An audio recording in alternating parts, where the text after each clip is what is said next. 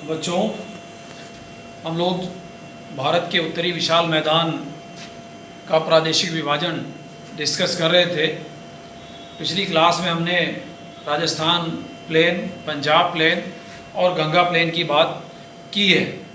आज हम आपसे शेयर करेंगे ब्रह्मपुत्रा प्लेन के बारे में, यानी ब्रह्मपुत्र का मैदान, जो उत्तरी विशाल मैदान का आखिरी प्रादेशिक विभाजन है। जैसा कि आप जानते हैं, ब्रह्मपुत्र एक बड़ी विशालकाय, बड़ी प्रसिद्ध नदी है जो भारत में अरुणाचल प्रदेश और असम से गुजरती हुई बांग्लादेश के रास्ते बंगाल की खाड़ी में गिर जाती है आके। तो इस ब्रह्मपुत्रा नदी जहाँ कैलाश मानसरोवर से निकल के आती है चीन से होते हुए भारत में, उस नदी के द्वारा जो निर्मित मैदान है, यानी नदी स्वयं ब्रह्मपुत्र और उसके दोनों तरफ से उत्तर दक्षिण से आने वाली, यानी लेफ्ट और राइट से आने वाली सहायक नदियाँ जो है उनके द्वारा जो मैदान निर्मित किया गया है उसी को हम ब्रह्मपुत्र का मैदान कहते हैं। चूँकि इसका अधिकांश भाग जो है वो भारत के असम राज्य में है, इसलिए हम इसको असम प्लेन भी कहते हैं, यानी असम का मैदान भी कहते हैं। इसका अधिकांश भूभाग जो है वो असम राज्य में विस्तृत होने के नाते। अगर हम इसके बाउंड्री की बात करें, जैसा कि हमने कल के मानचित्र में देखा था, मैं आपको बताऊं, ये है ब्रह्मपुत्र मैदान। यहाँ आप देख रहे हैं, ये वेस्ट बंगाल और ये बांग्लादेश। तो बंगाल और बांग्लादेश यानी इंडो बांग्लादेश का जो बॉर्डर यहाँ से शुरू होते हुए पूरा आसाम, ये पूरा अरुणाचल प्रदेश का हिस्सा, ये कंप्लीट आसाम तक इसका विस्तार है। तो मानचित्र के हिसाब से ये हमारे जो है वो ब्रह्मपुत्र का मैदान है। ठीक है, तो हम ये देखें तो इसकी जो वेस्टर्न बाउंड्री है वो इंडो बांग्लादेश बॉर्डर, जैसा कि अभी आपने मानचित्र में देखा है, और उसके बाद वही खत्म होती है हमारी गंगा प्लेन की। कल हमने बात की थी, तो जो लोअर गंगा का मैदान या निम्न गंगा का मैदान जिसे हम कहते हैं, वो मैदान वहीं समाप्त होता है और वहीं से फिर ब्रह्मपुत्र का मैदान शुरू हो जाता है। तो वेस्टर्न बाउंड्री जो है वो लोअर गंगा मैदान पर सीमित हो जाती है, जिसे इंडो बांग्लादेश बॉर्डर भी कहते हैं। और जब हम इसके ईस्टर्न बाउंड्री की बात करते हैं, यानी पूर्वी सीमा की इस मैदान के, तो जो पूर्वांचल हिल है जिसको हम कहते हैं, यानी मणिपुर, त्रिपुरा, मिजोरम, ये मिकिर, पटकाई वगैरह तमाम सारी जो हिल्स हैं जो हिमालय के कंटिन्यूएशन में आगे तक मिजोरम तक और म्यांमार तक चली गई हैं, तो जो नॉर्थ ईस्टर्न स्टेट्स हैं उनमें पाई जाने वाली जो हिल्स है, मिकिर वगैरह, या असम और मणिपुर, त्रिपुरा वगैरह, नागालैंड में, वो इसकी पूर्वी सीमा निर्धारित करते हैं। इन दोनों के बीच में इस विस्तृत मैदानी भूभाग का विस्तार है। अब चूंकि ये उत्तरी पर्वतीय भूभाग से ये नदी आती है, जिसको हम चीन में सांपो कहते हैं, वहाँ से निकलते हुए और उसके बाद अरुणाचल प्रदेश के रास्ते भारत में प्रवेश करती है। तो कई सारी छोटी छोटी सहायक नदियाँ इसमें आके मिल जाती हैं, और उसके बाद ये नदियाँ मिलती हैं तो पानी की मात्रा बहुत ज़्यादा बढ़ जाती है। और उसके बाद जब ये निचले भागों में आती है, तब क्या होता है कि कई सारी इसकी ट्रिब्यूटरीज हो जाती हैं, कई सारी वितरिकाएँ हो जाती हैं। बांग्लादेश में प्रवेश करने के बाद यहाँ कई सारी वितरिकाएँ इसकी हो जाती हैं, तो जिसकी वजह से क्या होता है कि डिपोजिशन ज़्यादा हो जाता है इसके रास्ते में। उस डिपोजिशन यानी निक्षेपण की वजह से कई सारे छोटे छोटे चैनल्स बन जाते हैं, और फिर फॉर्मेशन होता है वहाँ बिल्स का, छोटे छोटे प्लेटू टाइप की स्ट्रक्चर वहाँ टीले बन जाते हैं।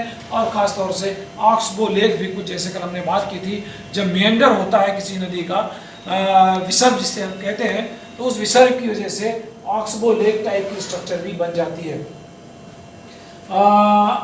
ये जो एरिया है ब्रह्मपुत्र घाटी का, वो एक चूँकि बाढ़ खूब आती है, खूब पानी होता है, खूब सारी एरिया में ये पानी फैल भी जाता है, तो जिसकी वजह से दलदल टाइप की स्ट्रक्चर वहाँ काफ़ी सारी हो जाती है। मार्शी टाइप जिसको हम कहते हैं, जिसको हम दलदल कहते हैं, तो दलदल का निर्माण भी यहाँ होता है।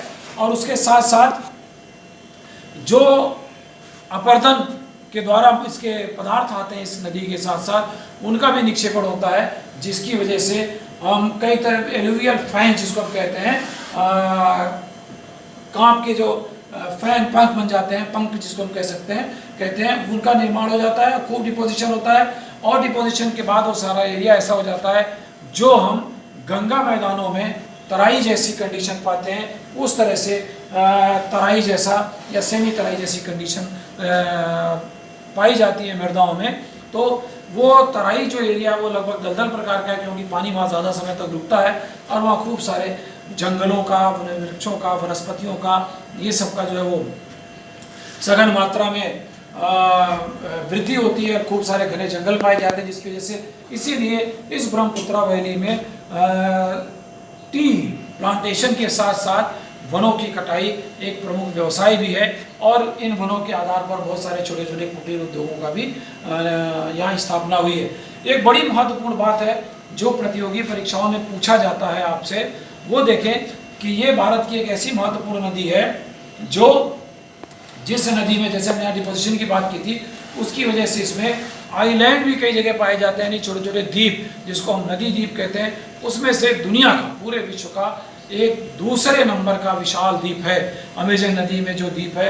उसके बाद दुनिया का दूसरा सबसे बड़ा नदी द्वीप जिसको हम मजूली कहते हैं, वो इसी ब्रह्मपुत्र नदी में पाई जाती है, स्थित है। इसको आप बहुत ध्यान से याद रखिएगा, ये अक्सर प्रतियोगी परीक्षाओं में पूछा जाता है। तो ये नदी द्वीप कहलाता है। नदी के बीच में द्वीप का बनना ये अपने आप में बड़ा यूनिक फीचर है। मजूली द्वीप इसी का है। इसके अलावा जब हम बात करते हैं तो ये एक बड़ा यूनिक फीचर है गंगा ब्रह्मपुत्र डेल्टा का। ये विश्व का सबसे बड़ा डेल्टा है जो बिल्कुल स्वयंपी है, दलदल प्रकार का है, जिसे हम सुंदरबन डेल्टा भी कहते हैं, क्योंकि यहाँ सुंदरी नाम के जो वृक्ष का की प्रधानता है, उन वृक्षों की वजह से इसको, सुंदरी वृक्षों की वजह से इसे सुंदरबन डेल्टा भी कहते हैं, जो विश्व का सबसे बड़ा डेल्टा है। इन्हीं गंगा और ब्रह्मपुत्र नदियों के मिश्रण से जो पानी आके बंगाल की खाड़ी में गिरता है, तो गिरने से पहले वहाँ एक विशाल काय डेल्टा का निर्माण करता है, जिसे हम सुंदरबन डेल्टा कहते हैं। तो इस तरह से ये पूरे पूर्वोत्तर भारत का जो हिस्सा है उसमें ब्रह्मपुत्र नदी अपने आप में सबसे महत्वपूर्ण नदी है और उस पूरे एरिया को जल प्रवाहित करने के साथ साथ वहाँ की कृषि, वहाँ की अर्थव्यवस्था के लिए भी ये बहुत ही महत्वपूर्ण नदी और बहुत ही महत्वपूर्ण मैदानी भूभाग है। बस ये बात आज हम आपसे शेयर करेंगे ब्रह्मपुत्रा मैदान के बारे में। बाकी ये था हमारा प्रादेशिक विभाजन। अब हम आपसे जो कल बात करेंगे वो होगा हमारा जो वहाँ की फिजियोग्राफी या उच्चावच के आधार पर इस विशाल मैदान को वर्गीकृत किया गया है, उसके बारे में हम आपसे डिस्कशन करेंगे। धन्यवाद।